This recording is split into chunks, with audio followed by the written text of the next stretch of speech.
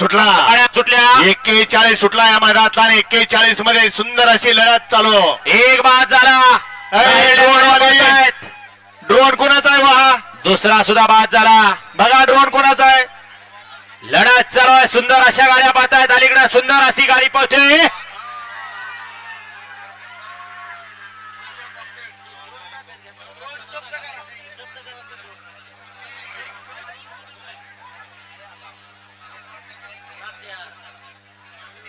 गाड्या क्रमांक 41 lucky Maratha lucky Maratha आपण स्टेज जवळ या.